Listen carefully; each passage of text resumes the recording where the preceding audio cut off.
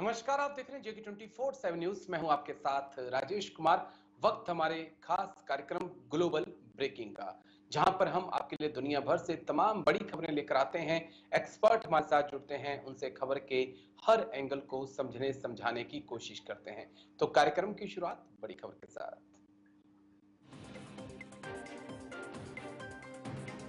Iran Israel tension के बीच बड़ी खबर। ईरान के राष्ट्रपति से मिलेंगे राष्ट्रपति पुतिन। शुक्रवार को तुर्कमेनिस्तान में हो सकती है मुलाकात। इजराइल के खिलाफ आर पार की जंग का प्लान। बड़ी खबर, ईरान इजराइल टेंशन के बीच बड़ी खबर। ईरान के राष्ट्रपति से मिलेंगे पुतिन। ईरान इजराइल टेंशन के बीच बड़ी खबर। ईरान के राष्ट्रपति से मिलेंगे राष्ट्रपति पुतिन। शुक्रवार को तुर्कमेनिस्तान में यह मुलाकात संभव है। इजराइल के खिलाफ आर पार की जंग का प्लान तैयार किया जा रहा है। जल्दी से एक बार ग्राफिक्स, उसके बाद एक्सपर्ट्स के पास। पजिश्कियान से मिलेंगे पुतिन। तुर्कमेनिस्तान में मुलाकात होगी। रूस के प्रधानमंत्री भी हाल ही में ईरान पहुंचे थे। नसरुल्लाह की मौत के बाद पुतिन ने उन्हें ईरान भेजा था। ईरान की वायुसेना को रूस मजबूत करेगा। जो खबर सामने आ रही है वो ये बता रही है कि सुखोई 30 ईरान को देने की तैयारी में है रूस। अमेरिका के खिलाफ ईरान को मदद दी जाएगी, क्योंकि अमेरिका इजराइल के पीछे पूरी ताकत के साथ खड़ा है। तो क्या वर्ल्ड वॉर 3 की ये शुरुआत हो जाएगी अगर ईरान इजराइल टेंशन के बीच पुतिन की एंट्री होती है? इसको समझना होगा। और हमारे साथ जाने माने डिफेंस एक्सपर्ट, विदेश मामलों के जानकार डॉक्टर राम श्रीवास्तव जुड़ चुके हैं। बहुत बहुत शुक्रिया डॉक्टर राम। जय हिंद। सबसे पहले जय हिंद। शुक्रिया doctor Ram. Doctor Ram, Tajikistan में खबरें ऐसी आ रही हैं कि व्लादिमीर पुतिन और ईरान के राष्ट्रपति पजिश्कियान की मुलाकात संभव है। इस मुलाकात को कैसे देखते हैं? क्योंकि तमाम ऐसी खबरें सामने आ रही हैं कि वायुसेना जो है, तुर्कमेनिस्तान में मुलाकात होगी। वायुसेना जो है रूस की, ईरान की, रूस उसे मजबूत करना चाहता है। हाँ, क्योंकि इजराइल के पास जो F-35 है, जो कि स्टील्थ है, उसको किसी रडार वगैरह से नहीं पकड़ा जा सकता है। 50,000 फीट के ऊपर भी वो चला जाता है। उसकी रेंज भी बहुत ही अधिक है। तो निश्चित रूप से अगर इजराइल ने F-35 का यूज किया तो उसकी काट के लिए इस समय ईरान के पास कुछ भी नहीं है। हालांकि ईरान की वायुसेना भी सक्षम है, पर आधुनिकतम तकनीकों के लिए तैयार नहीं है। तो ये संभावना व्यक्त की जा रही है कि रूस जो है ईरान के हाथ मजबूत करने के लिए वो सुखोई 30 प्लेन दे देगा। लेकिन सुखोई 30 प्लेन एक तो इतनी जल्दी रूस देगा, इसमें मुझे डाउट है। कारण ये है कि बहुत एडवांस टेक्नोलॉजी का है और उसकी ट्रेनिंग जो है ईरान के लड़ाके संभवतः इतनी जल्दी नहीं ले सकेंगे। हाँ, ये अवश्य है कि अगर उसके साथ रशियन पायलट आए लड़े तो फिर तो सीधा रूस और इजराइल के बीच में युद्ध होगा, जिसकी संभावना बहुत कम है। रूस अपने आप में उलझा हुआ है। तो ये एक राजनीतिक दांवपेच की दृष्टि से महत्वपूर्ण है कि 5 नवंबर के पहले तक, जब तक कि अमेरिका के चुनाव के रिजल्ट नहीं आते हैं, तब तक इस तरह की खींचतानी चलती रहेगी। रहा सवाल ये कि इनकी जो मुलाकात होगी तो रूस भी इस समय एक थोड़ा सा अंतर्राष्ट्रीय करेंसी के बीच में थोड़ा आर्थिक संकट में है। ईरान भी है। अब इनमें आगे क्या सौदेबाजी होगी ये देखने की चीज है। लेकिन जहां तक अनुमान है वो ये, सुखोई 30 दिए जाएंगे तो अधिक से अधिक 2 स्क्वाड्रन भी दे दिए तो बहुत भारी भरकम खर्चा होता है, जो कि ईरान उठा सकेगा, इसमें डाउट है। उस पर बंदिश लगे हुए हैं। तो मुझे तो लगता है कि दूसरे और मुद्दे हैं इनके बीच में, उन पर ज्यादा चर्चा होगी और सीधे युद्ध में पुतिन नहीं कूदेगा, ऐसा मेरा अपना व्यक्तिगत विचार है। क्यों पुतिन को युद्ध में कूदना और तीसरे विश्व युद्ध का आगाह करना, ये दुनिया के लिए जितना खतरनाक है उससे ज्यादा खतरनाक इस समय ये स्वयं पुतिन के लिए, उनके अस्तित्व के लिए है। क्योंकि 3 साल से अधिक होते जा रहे हैं, 957 दिन हो गए हैं, और आज की तारीख में वो युद्ध जो है एक तरह से ऐसा कशमकश हो गया है कि कभी यूक्रेन हमला करता है, कभी ये करते हैं, कभी जी वो आगे बढ़ जाते हैं, कभी ये पीछे ठीक हो है। जाते हैं। तो निश्चित रूप पुतिन, से आप कह रहे हैं कि नाटो के पुतिन देश खुद फंसे हुए हैं, नहीं चाहेंगे पुतिन की ईरान के डायरेक्ट सपोर्ट में आया जाए ताकि एक और फ्रंट पे उन्हें उलझना पड़े। मैं लौटता हूं डॉक्टर साहब, एक और बड़ी खबर आ रही है इस वक्त ईरान से ही, इजराइल से जुड़ी हुई बड़ी खबर आपको बता दें इस वक्त की। इजराइल से सीज फायर को तैयार हिजबुल्ला, गाजा में जंग रोकने की शर्त पे रखी शर्त। आईडीएफ ने साउथ लेबनान में भी झंडा फहराया। टॉप लीडर और लड़ाकों के मारे जाने से हिजबुल्ला में टेंशन।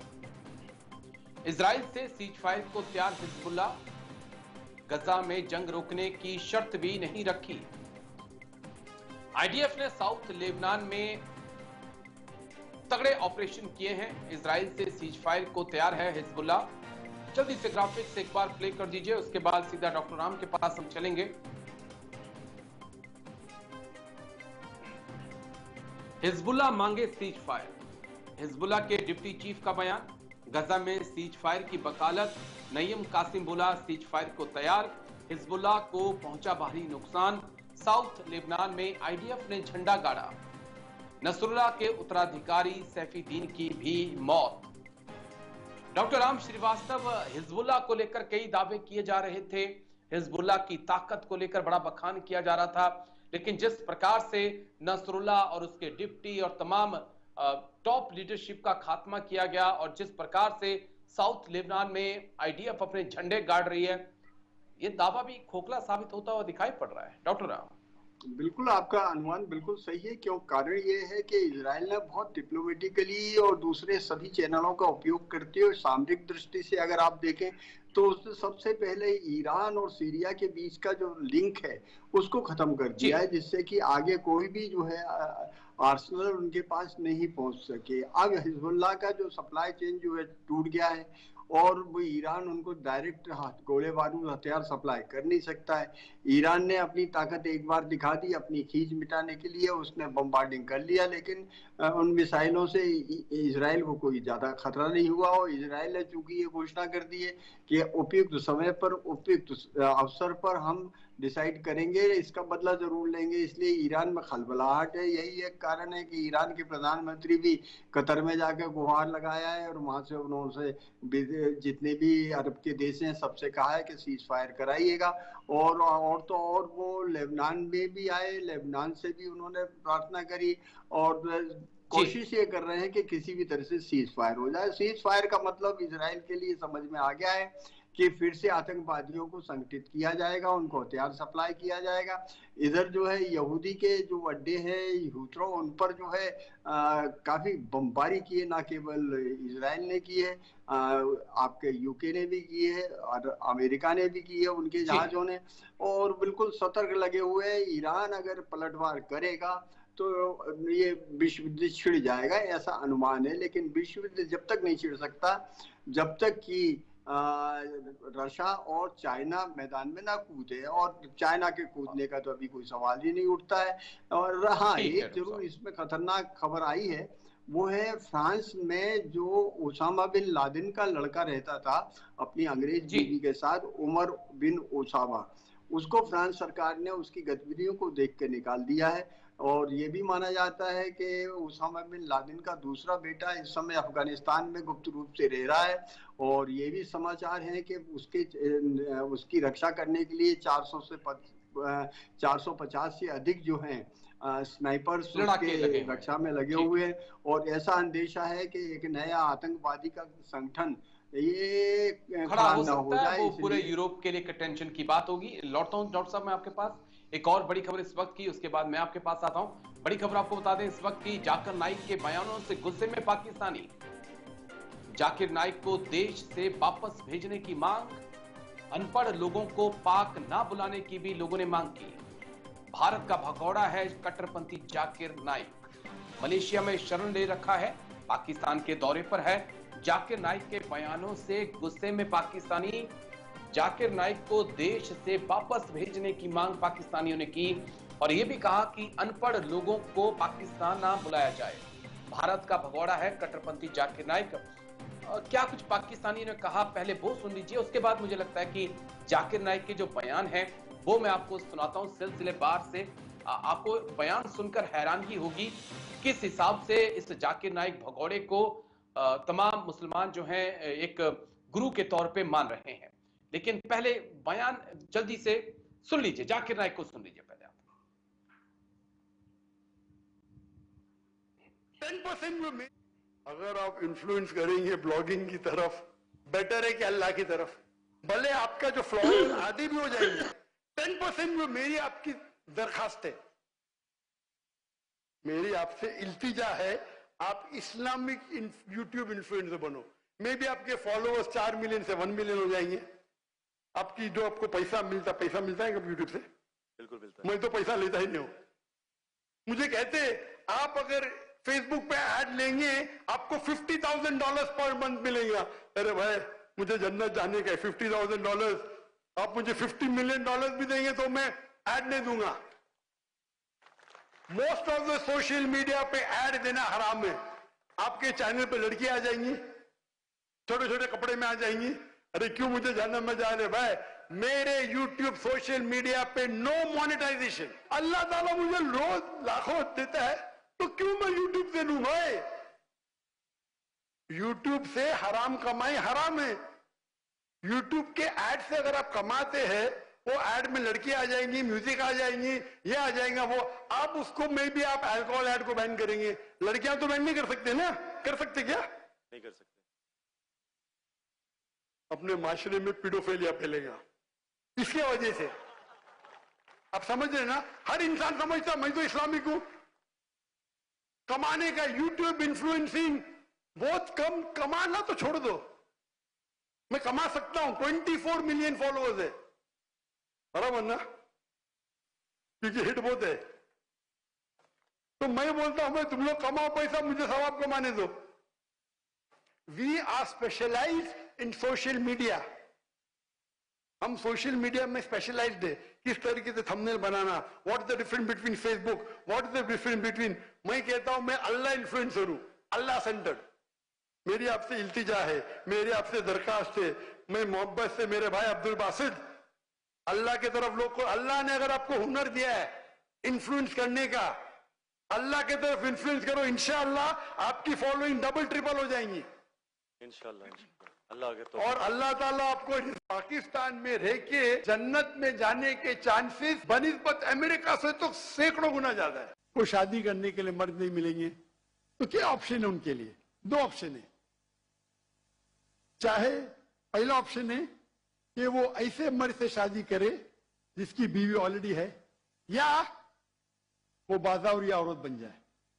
बाजारी औरत, इतना सख्त लफ्ज, मैं इंग्लिश में बोलता हूं पब्लिक प्रॉपर्टी। लोग एतराज लेते, मैं कहता हूं इससे अच्छा लफ्ज मेरे पास है नहीं।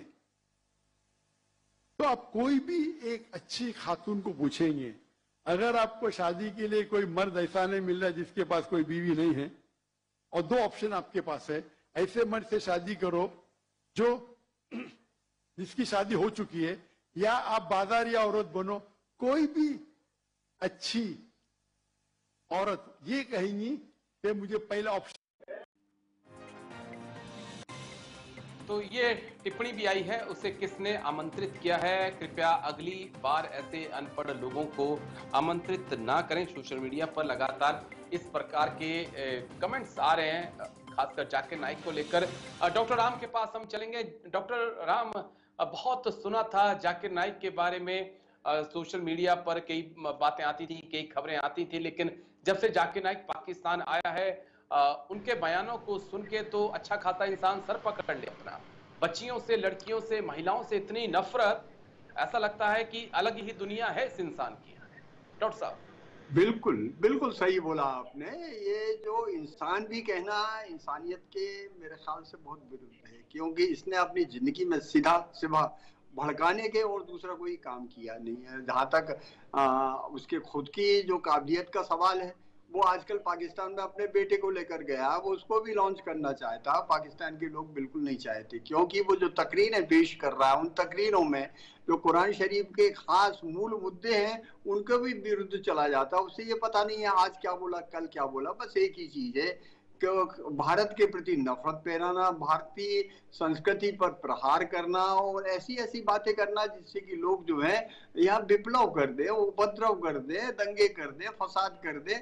यही इसका शुरू से अभी तक काम रहा है और वहां जाकर भी उसने उसको दूसरे तरीके से लिया। महिलाओं के प्रति तो आप सोच ही सकते हैं कि अच्छी भली महिलाओं के लिए बाजारू औरत कहना या इस तरह के गंदे विचार प्रस्तुत करना किसी इंसान के लिए ये वाजिब है क्या? बिल्कुल नहीं है। और पाकिस्तानी लोग अगर इसी तरह से वो चलता रहा तो निश्चित मानिएगा उसको धक्के मार कर निकाल कर फेंक देंगे। और ये एक केवल हिंदुस्तान ने तो उसको भगोड़ा कर ही दिया है, क्योंकि उसकी आतंकवादी गतिविधियां भड़काने का आरोप जो है कई बार सिद्ध हो चुका है। वो तो कानूनी रूप से उसको प्रत्यार्पण करके और वहां से मलेशिया से इसको भारत आना ही है और ये लौट के जाएगा, शायद इसी महीने के अंत तक लौट कर जाने का है, पर मेरा ख्याल से वो नहीं जा पाएगा, कहीं और भाग जाएगा, क्योंकि वहां से प्रत्यार्पण होने वाला है। इसका पूरी तैयारी हो गई है, कोर्ट में केस हो गया, पेशी लगी हुई है। तो आप निश्चित चलिए बेटर होगा कि अफगानिस्तान की तरफ पाकिस्तान इसे भेज दे तो शायद जो बातें कह रहा है वो तालिबान अच्छे से पचा पाए और समझ पाए। मैं लौटता हूं डॉक्टर साहब आपके पास, एक और बड़ी खबर के बाद मैं आपके पास आता हूं। एक और बड़ी खबर इस वक्त की, भारत बांग्लादेश रिश्तों पर मोहम्मद यूनिस का बयान। भारत निराश, बांग्लादेश में बदलावों से खुश नहीं, यूनिस बोले। भारत पर भाव न देने के आरोप लगाए। भारत के साथ चीन को भी साधने में लगे यूनिस। भारत बांग्लादेश रिश्तों पर मोहम्मद यूनिस का बड़ा बयान। भारत निराश है, बांग्लादेश में बदलावों से खुश नहीं है, यूनिस बोले। क्या कुछ मोहम्मद यूनिस ने कहा, जल्दी से एक बार आपको दिखा दें और उसके बाद फिर हम एक्सपर्ट्स के पास चलेंगे। दोनों देशों के बीच संबंध बहुत करीबी होने चाहिए, इसका कोई विकल्प नहीं हो सकता। उन्हें इसकी जरूरत है, हमें इसकी जरूरत है। ये हर दृष्टिकोण से जरूरी है, चाहे वह अर्थव्यवस्था हो, सुरक्षा हो या पानी का मामला हो। बांग्लादेश में हाल ही की घटनाओं ने भारत को निराश किया है और वह बदलावों से खुश नहीं है। मोहम्मद यूनिस का ये बयान। हम सीधा डॉक्टर राम के पास चलेंगे। डॉक्टर राम, चुनी हुई सरकार को आप अराजकता फैलाकर गिरा दोगे तो कौन सा लोकतांत्रिक देश है जो खुश होगा अमेरिका के सिवा, जिसका तो पूरी दुनिया में एक काम ही है? डॉक्टर राम।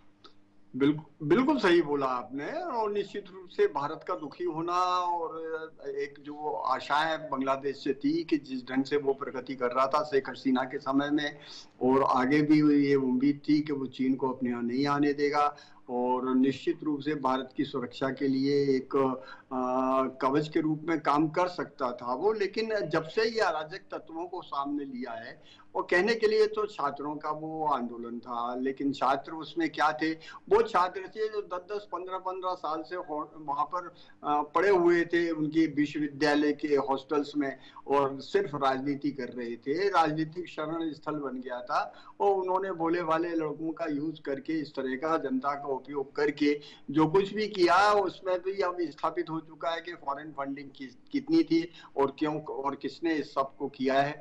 लेकिन मोदी साहब का जो यूनुस साहब का जो यहाँ पर माजरा है वो ये है कि जो बांग्लादेश को बिजली मिल रही थी वो भारत के उद्योगपतियों ने जो जल विद्युत कंपनियां जो बना रखी थी 80 बिलियन डॉलर, तो अभी उनको इसी महीने पे करना है, जबकि उनकी गांठ में एक भी डॉलर नहीं है। कारण ये है कि जब से ये आंदोलन चले हैं वहां अराजकता फैली है, दंगे हो रहे हैं, हिंदुओं का कत्लेआम हो रहा है एक तरह से, और उन सब के समय में उद्योग धंधे ठप पड़े हुए हैं और उनकी जो विदेशी मुद्रा भंडार प्रैक्टिकली जीरो हो गई।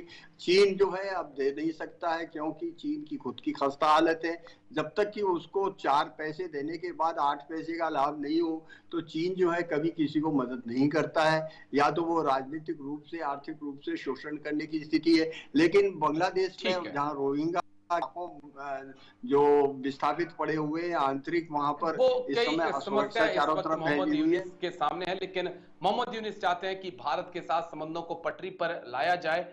शायद इसी की वो कोशिश करते हुए अब नजर आने लगे हैं। मुइज़्ज़ू के बाद उम्मीद की जा रही है कि मोहम्मद यूनिस को भी धीरे धीरे पता चल जाएगा कि भारत की अहमियत क्या है। मैं लौटता हूं सर आपके पास, एक और खबर, उसके बाद मैं पास आऊंगा। बड़ी खबर आपको बता दें इस वक्त की, चीन के विस्तारवाद को क्वाड देश देंगे चुनौती। क्वाड के चारों देश करने जा रहे सैन्य अभ्यास, 2 चरणों में आयोजित होगा मालाबार अभ्यास। हिंद प्रशांत महासागर में ताकत दिखाएगा क्वाड। चीन के विस्तारवाद को क्वाड देश देंगे चुनौती।